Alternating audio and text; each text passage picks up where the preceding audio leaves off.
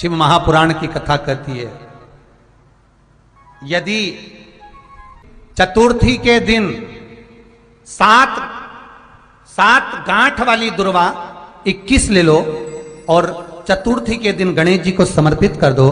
पंचमी तिथि को उस दुर्वा को उठाकर दूध में डाल दो और उस दुर्वा को दूध में डालकर उस दूध में उस दुर्वा को मल लो, और जिसके सफेद चमड़ी पड़ गई हो, चर्म रोग हो गया हो, उस दूध को उस दुर्वा के साथ, दूध नहीं भी हो तो पंचमी के दिन दुर्वा का लेपन शरीर पर कर लें। आधे घंटे तक करने पर पंचमी को प्रदोष काल में स्नान कर लें। महाराज, आपको चर्म रोग में आराम लग जाएगा, सफेद चमड़ी अपने असली रंग में आना प्रारंभ हो जाएगी।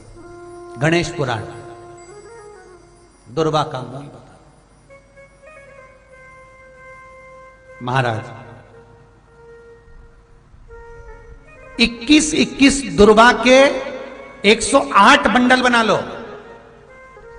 अगर एग्जाम में बैठ रहे हो, सरकारी परीक्षा में बैठ रहे हो, पास नहीं हो रहे, नौकरी नहीं लग रही, बहुत जगह इंटरव्यू दे दिया, 21 दुर्वा के 108 बंडल बनाओ, उसकी माला बनाओ और देवी के मंदिर में, माता जगदम्बा के मंदिर में, अर्थात जहां शंकर पार्वती पूर्ण परिवार विराजमान हो, ऐसे देवी के मंदिर में गणेश जी के गले में वो माला अर्पण करिए हैं, अपना नाम बोलकर और जिस एग्जाम में बैठ रहे हैं उसका भाव वर्णन कर महाराज। और वहीं से एक पुष्प लेकर अपने कमरे में जहां पढ़ते हो, कांच की प्लेट में उस फूल को रख दीजिए और दूसरे दिन एग्जाम के लिए चले जाइए। आपको उसका फल अवश्य मिलेगा, अवश्य मिलेगा। आप उसमें उत्तीर्ण होंगे, फल प्राप्त होगा। दुर्वा सुख का अनुभव करा देता, आनंद का अनुभव। एक बात और स्मरण रखे, जैसे कोई की प्रॉपर्टी है, कोई की जमीन है और वो जमीन तुम्हारी कोई ने कब्जा कर लिया, तुम्हारा नाम नहीं हो पाई, या कोई उसमें लफड़ा हो गया या तकलीफ आ गई और पैसा उसमें अटक गया, उसके लिए भी कनेर का पुष्प श्रावण महीने के जितने सोमवार आते हैं, रविवारी, सोमवारी और भोमवारी, कौन कौन से बार हो गए? रविवार, सोमवार और मंगलवार, 3 बार। प्रथम दिवस में कनेर का 1 पुष्प लेना है, द्वितीय दिवस में कनेर के 5 पुष्प लेना है और तृतीय दिवस में कनेर के 3 पुष्प लेना। बेलपत्र एक साथ में लेकर शिवजी को रविवार के दिन भी समर्पित करें, सोमवार के दिन भी समर्पित करें और मंगलवार को 3 कनेर के पुष्प के साथ बेलपत्र लेकर बाबा को समर्पित करिए। कितना भी अटकी हुई प्रॉपर्टी होगी, कह दिया उसने मैं तेरे नाम प्लाट नहीं कराऊंगा और पैसा लेकर बैठ गया, या पैसा नहीं दे रहा है, या किसी भी रूप में वो अटका हुआ है, अगर सावन के 4 सोमवार पढ़े या 5 सोमवार पढ़े, आपने ये प्रत्येक सावन के सोमवार के पहले, फिर से बोलो कौन सा बार? रविवार, सोमवार और मंगलवार, ये 3 बार का क्रम अगर प्रत्येक सोमवार के पहले और बाद में कर लिया तो आपको उसे प्रॉपर्टी, उस व्यक्ति को तुम्हें देना ही पड़ेगी, छोड़ना ही पड़ेगी। उसको खुद अपने आप में बेचैनी होने लगेगी, मुझे बुलाएगा, आपको जाना नहीं पड़ेगा, खुद बस फोन लगाया आपने, भैया हमारा करा दो, हमारा करा दो, 2 बार 3 बार अगर बोला, चौथी बार वो खुद बुलाएगा, बेचैनी बढ़ेगी। मेरा बाबा उसको खुद खल बना देता। शिव शिव है, उसको कहते सत्यम शिवम सुन, शंकर शंकर, वो नित्य कृपा करने, नित्य। श्रावण के महीने में तुमने भूलवश भी अगर पार्थिव लिंग का निर्माण करा हो और पार्थिव लिंग का निर्माण कर अगर एक बेलपत्र शंकर को समर्पित करी हो, तो वो बेलपत्र का फल मुझे दे दिया जाए। एक बेलपत्र का फल मुझे दो।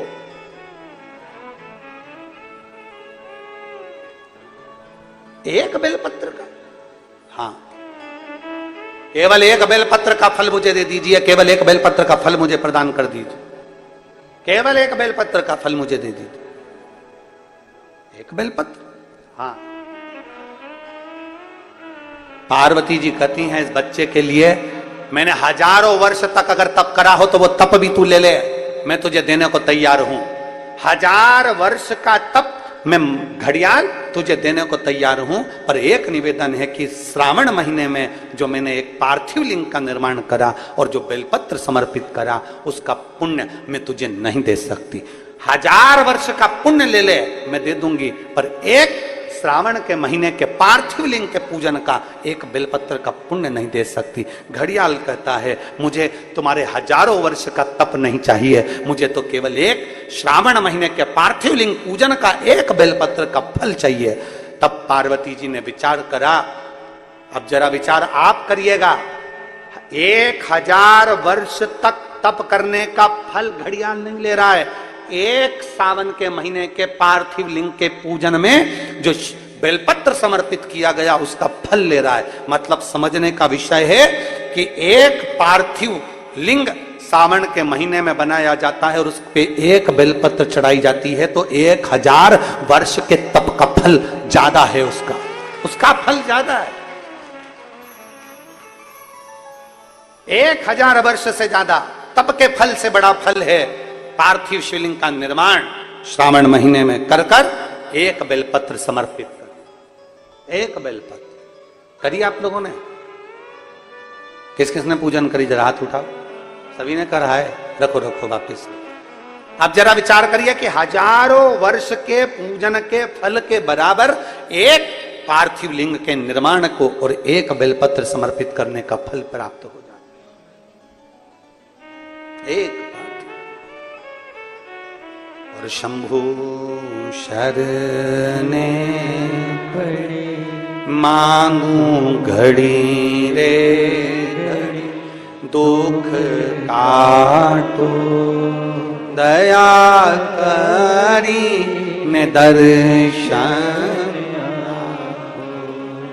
शंभु शरणे पड़े मांगू घड़ी रे घड़ी, दुख काटो दया करी ने दर्शन।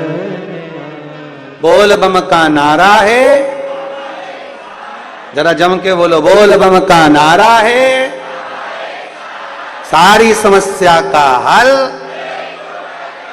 एक बेलपत्र में वो बल हो जाता है पार्थिव लिंग पूजन के श्रावण महीने के। हमसे लोग कहते हैं, क्या पड़ी तुमको सावन महीने में शिवलिंग का निर्माण करवाना, पूजन करवाना, ऑनलाइन करवाना, क्यों?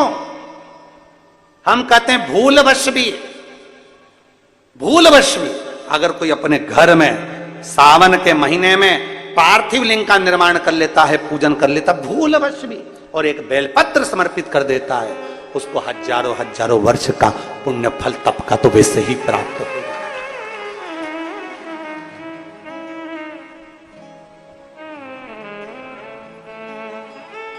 अब इतने कम से कम जिस दिन पार्थिव लिंग का निर्माण का करते हो, आप लोग पूजन करते हो, उतने समय तो कम से कम तुम्हारे विचार तो अच्छे रहते हैं, तुम्हारी बुद्धि तो अच्छी रहती है, तुम्हारा चित्त तो अच्छा रहता है, उतने समय तुम भगवान शंकर की भक्ति तो करते हो।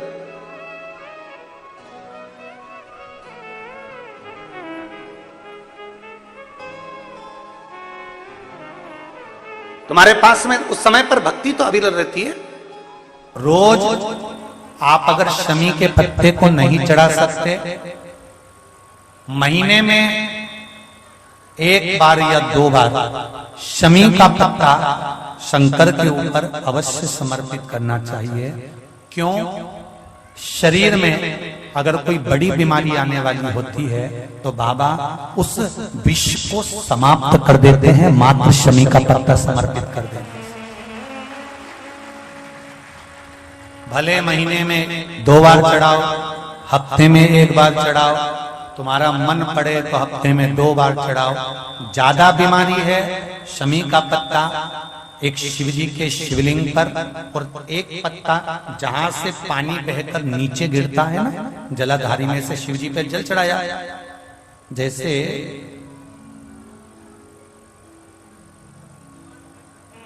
ये शिवलिंग इस पर जल चढ़ाया जाता है, ये पानी बहकर नीचे आता है, तो जहां गिरता है एक पत्ता शिवलिंग के ऊपर और एक पत्ता जहां से जल नीचे गिरता है वहां। अगर ज्यादा बीमारी है और ऐसा लग रहा है कि डॉक्टर कह रहे हैं कि तबीयत ज्यादा खराब हो सकती है, जांचे जाएगी, ये होगा वो होगा, तो एक पत्ता शमी का ऊपर, एक पत्ता जलधारी जो बहकर नीचे